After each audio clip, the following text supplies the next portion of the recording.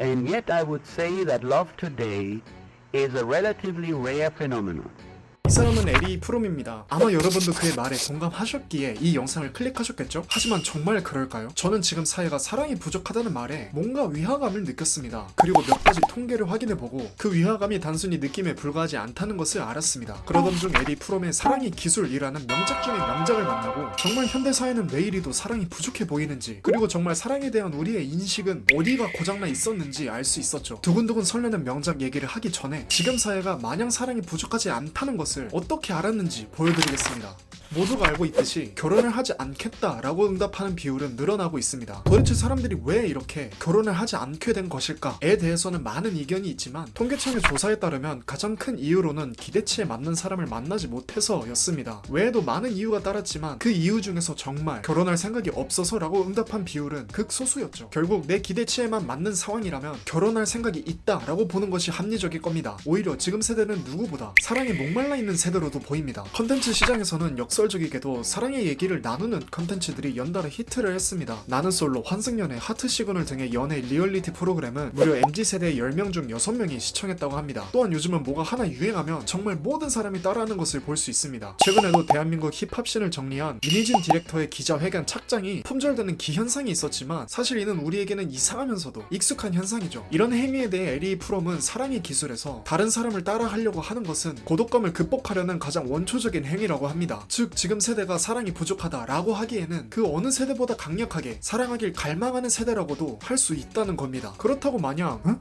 하면 되잖아 라고 하기에도 힘듭니다. MZ세대의 Z를 담당하고 있는 저로서도 사랑이 도대체 무엇인지, 정확히 어떻게 하면 되는 것인지 도통 알 수가 없습니다. 그렇다고 인터넷에 찾아보려고 한다면 SNS에서 쉽게 맞닥뜨릴 수 있는 이런 세 가지 징조가 보이면 당장 헤어지세요. 이런 이성을 만나고 있다면 당신 큰일 난 겁니다. 와 같은 컨텐츠는 마치 이상적인 연애가 모 드라마나 연애 리얼리티 프로그램에 나온 것처럼 정해진 모습이 있기에 내 연애는 어딘가 잘못됐고 이상적인 연애를 추구해야 한다고 하는 것 같죠. 그래서 내가 정말 잘못된 것인지 세상이 잘못 돌아가는 것인지 알 수는 없지만 스스로 굉장히 혼란스러웠던 것만은 사실입니다. 사랑이 부족한 걸 떠나서 도대체 현실에 사랑을 하기에는 왜 이렇게 힘든가, 이런 고민을 가지고 있던 와중에 정말 우연히 한 사람의 도움으로 이런 고민을 해결할 수 있었습니다. Why is it so difficult for us to be in love as human beings? What is wrong with us, as you see it? Because we are concerned with things, we are concerned with success, we are concerned with money, we are concerned with instrumentalities.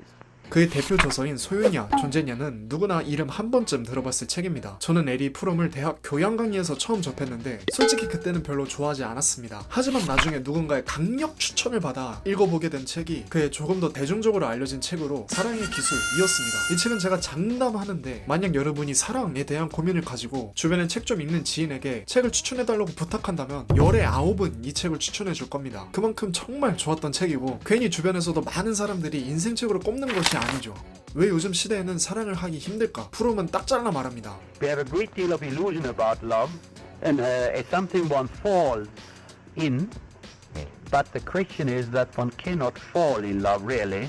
One has to be in love, and that means that loving becomes, and the ability to love becomes one of the most important things in life. 쉽게 비유를 들자면 지금 세대는 딱 사랑의 꼰대 세대라고 말할 수 있을 것 같습니다. 지금 우리가 넌더리를 치는 꼰대가 꼰대 소리를 듣는 이유는 지금과 달리 과거에는 소통이 배워야 하는 능력이 아니라고 생각했기 때문이죠. 근데 마찬가지로 우리 세대는 사랑, 이 배워야 하는 능력이 아니라고 생각합니다. 나중에 우리는 밑세대에게 돈에만 미쳐있던 사랑 꼰대 세대라고 불리게 될까봐 걱정입니다. 프롬이 분석하는 지금 세대의 사랑에 대한 인식과 우리가 아는 꼰대의 소통에 대한 인식은 상당히 비슷합니다. 첫째, 사람들은 사랑을 받는 문제로 생각한다. 꼰대는 소통을 일방적인 문제로 생각한다. 둘째, 사람들은 자신이 제대로 사랑을 나눌 생각을 하지 않고 단순히 사랑을 줄 대상이 없다고 생각한다. 꼰대는 자신이 소통을 제대로 할 생각을 하지 않고 말귀를 잘 알아듣는 건실한 직원이 없다고 생각한다. 셋째, 사람들은 일시적이고 폭발적인 감정의 분출과 지속적인 사랑의 상태를 혼동한다. 꼰대는 술 마시고 회식하는 자리와 진정한 부하 직원과의 소통을 혼동한다. 정말 무섭게도 비슷하죠. 도대체 왜 지금의 세대는 사랑의 꼰대가 됐을까요? 프롬은 자본주의와 물질주의가 연애 방식에 큰 영향을 줬다고 합니다. 현대인은 마치 물건을 사듯 연애 대상을 고른다는 겁니다. 프롬은 연애는 더 이상 사랑을 추구하는 형식이 아니라 여러 조건을 따진 이론적인 거래의 형식이 됐다고 합니다. 마치 사람을 물건 고르듯 따진다는 어감이 짙은 연애 시장이라는 말은 우리에게 익숙한 표현이죠.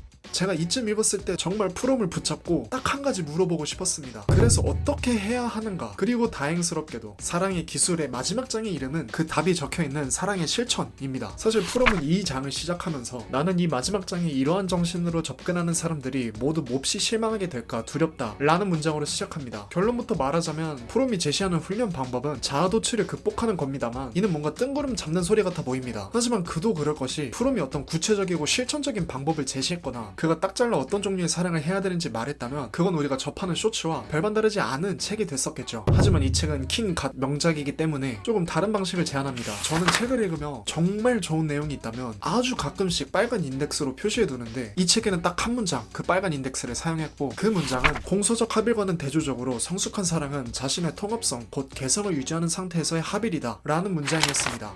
제가 저희 Z세대 친구들과 대화를 나누다 보면 지금 세대의 사랑에 대한 인식은 결코 개성을 유지하는 상태에서의 합일은 아니었던 것 같습니다. 오히려 연애를 시작한다고 하면 연락은 이렇게 해야 한다, 이런저런 행동은 이런저런 허락을 받아야 한다 등 온갖 기대에 부응해야 하는 부담감으로 인식되고 있었죠. 물론 그렇다고 연애를 막 해도 된다라는 것은 아닙니다. 프롬이 제시하는 성숙한 사랑의 형태는 결코 쉬운 것이 아닙니다. 그렇기 때문에 프롬은 이 책 전반에 걸쳐 사랑은 자연스러운 감정이 아니라 훈련이 필요한 기술이라는 말을 계속해서 강조합니다. 내가 개성을 유지하는 상태에서 상대방과 합의를 이루려면 첫째로 내가 내 개성을 제대로 알고, 이것도 어렵지만 둘째 나도 상대의 개성을 존중할 줄 알아야 된다는 것인데 과연 나는 이것이 가능한 사람일지 다시 한번 생각해 볼 법한 것 같습니다.